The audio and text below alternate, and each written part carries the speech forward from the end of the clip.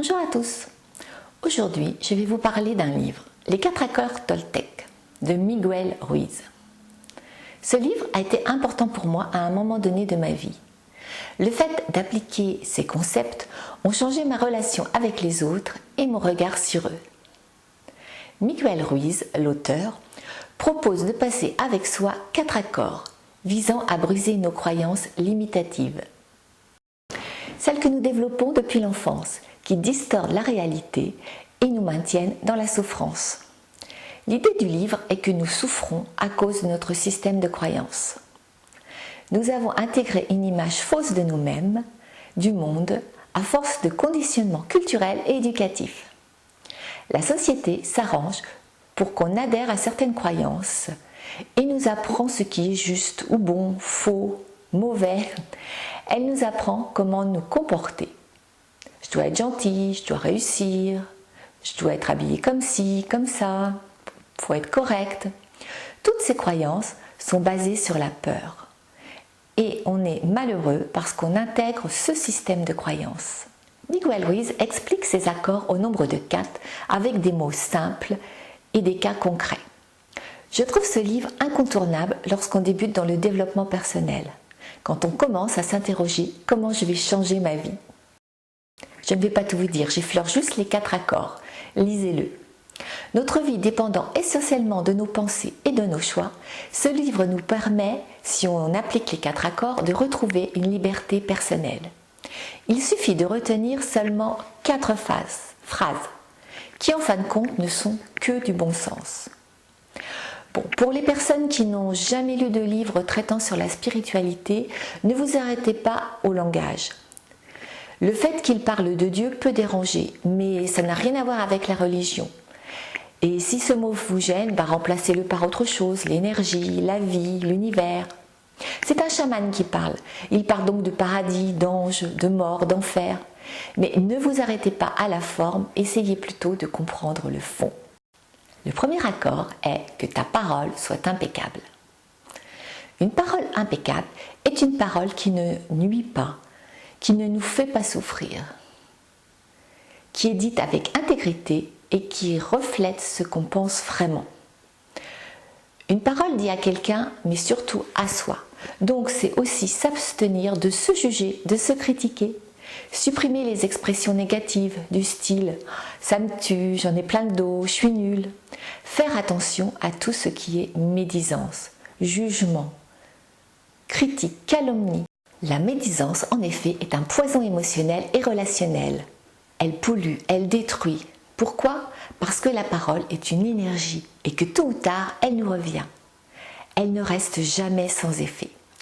L'homme est créateur par sa parole, en bien comme en mal. C'est comme un choix qui appartient à chacun de ne l'utiliser que pour le bien.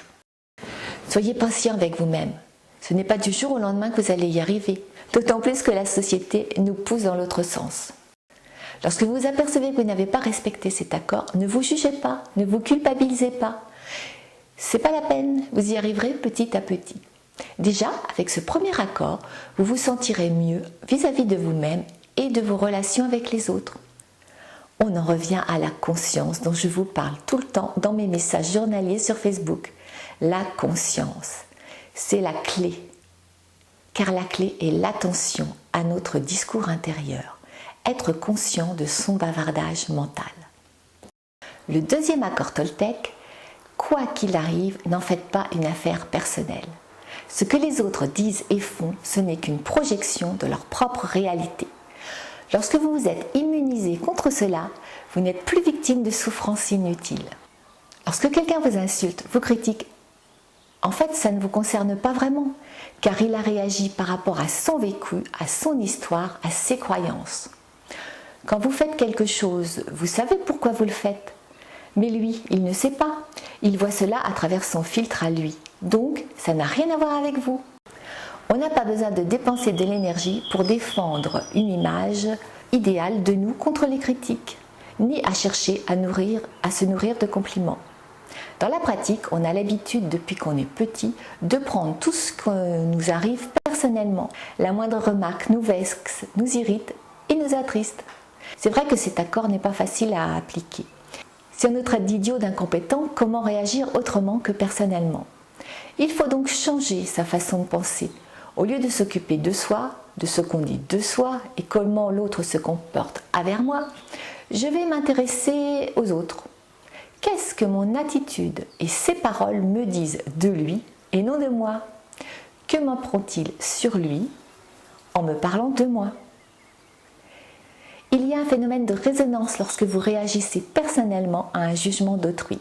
Sachez que cela signifie que vous vous jugez vous-même. De la même façon, celui qui a totalement cessé de se juger lui-même n'est plus atteint par les jugements des autres. Ça ne veut pas dire qu'il ne faut plus rien prendre du tout de tout ce que nous disent les autres. Si on s'enferme dans sa bulle, il n'y a plus d'échange avec les autres.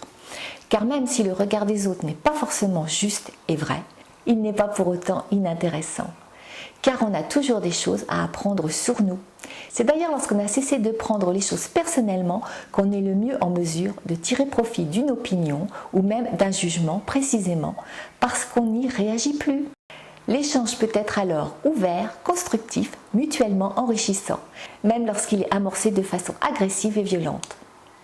Comment faire? Prendre du recul, rester observateur et stoïque. Laissez à l'autre la responsabilité de ses paroles et de ses actes. Ne vous en mêlez pas. C'est comme pour le premier accord, vous n'y arriverez pas d'un seul coup. C'est petit à petit, en étant conscient de tout cela, que vous allez évoluer. Le troisième accord est ne faites aucune supposition. Ayez le courage de poser les questions et d'exprimer vos vrais désirs. Communiquez clairement avec les autres pour éviter tristesse, malentendus et drames. Ça veut dire qu'il faut arrêter d'interpréter, de juger, d'imaginer ce que les autres ont fait, ont dit. La supposition, c'est penser à la place des autres. C'est imaginer ce que les autres peuvent bien penser de nous et qu'ils ne nous diraient pas en face. Par exemple, quelqu'un ne vous dit pas bonjour le matin. Et voilà que vous pensez qu'il vous aime plus, qu'il vous fait la tête, qu'il vous en veut. Alors que peut-être qu'il était juste dans ses pensées, il avait peut-être juste un souci et il ne vous a pas vu à ce moment-là. Le fait de faire des suppositions vous fait souvent souffrir sans fondement.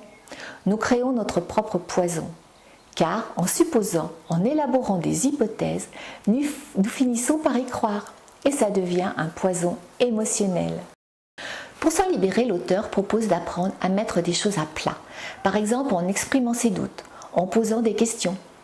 Ce qui implique d'apprendre à écouter et d'être capable d'entendre. Comment s'y prendre?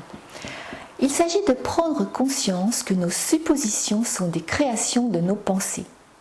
Dès lors qu'une hypothèse devient une croyance, par exemple, cet ami est fâché contre moi, dans ce cas-là, nous élaborons un comportement de pression. Bon, puisque c'est ça, je l'aime plus non plus. Ou alors, je dois le convaincre à m'aimer à nouveau. Mais tout ça, c'est source d'angoisse et de stress. Le quatrième accord est toujours faire de son mieux. Votre mieux change d'instant en instant. Quelles que soient les circonstances, faites simplement de votre mieux et vous éviterez de vous juger. Lorsque vous en faites trop, vous vous videz de votre énergie et vous finissez par agir contre vous.